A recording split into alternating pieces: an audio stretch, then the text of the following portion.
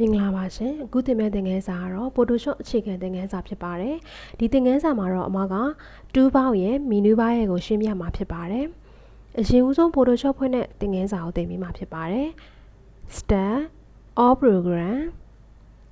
ဒီမှာတော့အမက Adobe Master Collection ထဲမှာထည့်ထားတာဖြစ်တဲ့အတွက်ကြောင့်မလို့ Adobe Master Collection ကိုနှိပ်ပါမယ်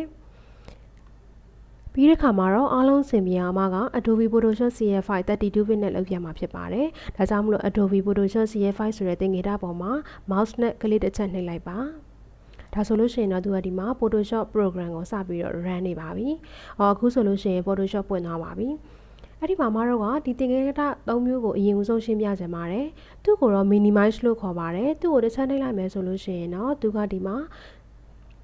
step bar လေးမှာသွားပြီးတော့ခြုံသွားပါပြီ။ပြန်လို့ချင်တယ်ဆိုရင်တော့ဒီမှာ Adobe Photoshop CF5 ဆိုတာလေးကိုတစ်ချက်နှိပ်လိုက်ပါဒါဆိုလို့ရှိရင်ပြန်ပွင့်ပြီဖြစ်ပါတယ်ဒါဆိုလို့ရှိရင်ချုပ်မှန်ဆိုရင် minimize ကိုနှိပ်ပါမယ်ပြန် comment ဆိုလို့ရှိရင် Adobe Photoshop CF5 ကိုပြန်ပြီးတော့နှိပ်လိုက်ပါဒါဆိုလို့ရှိရင်ပြန်ပြီးတော့ပွင့်သွားပါပြီ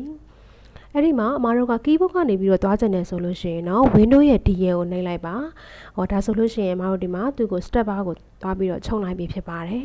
ပြန်လို့ချင်တဲ့အခါမှာတော့အမတို့က order ရဲ့ tab key ကိုတွဲပြီးတော့နှိပ်ရမှာဖြစ်ပါတယ်မရောက်မချင်း order ကိုဖိထားပြီးတော့ tab လေးနဲ့လိုက်ပြီးတော့ယူရမှာဖြစ်ပါတယ် Photoshop ပြန်ပွင့်ပြီဆိုတော့မှ order ကိုလက်ကနေပြီးတော့ဖိထားတဲ့နေရာကနေပြီးတော့ပြန်လွှတ်လိုက်ရမှာဖြစ်ပါတယ်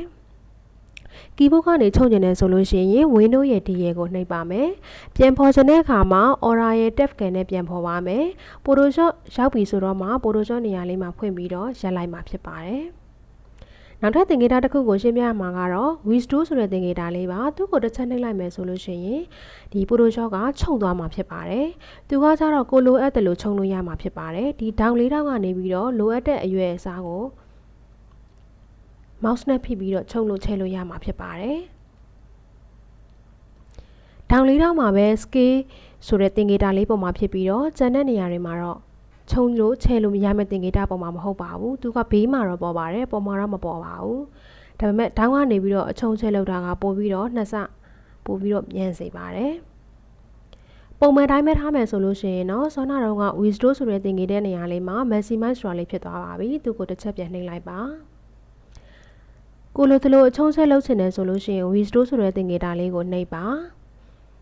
ဒေါင်းလေးတောင်ကနေပြီးတော့အချုံချဲလုပ်လို့ရပါတယ်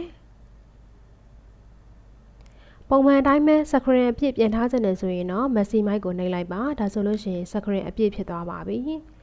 ဒီ program တစ်ခုလုံးကိုပိတ်ချင်တယ်ဆိုလို့ရှိရင်တော့ဒီမှာရှိနေတဲ့ close ဆိုတဲ့သင်္ကေတလေးကိုနှိပ်ပေးပါ keyboard ကနေနှိပ်မယ်ဆိုရင်တော့ order ရဲ့ F4 ရဲ့ကိုနှိပ်မယ်ဆိုရင်တော့ဒီ program တစ်ခုလုံးကြီးပိတ်သွားမှာဖြစ်ပါတယ်ဒါဆိုလို့ရှိရင်တော့ Photoshop CF5 အဖွင့်အပိတ်ကိုရပြီပေါ့နော်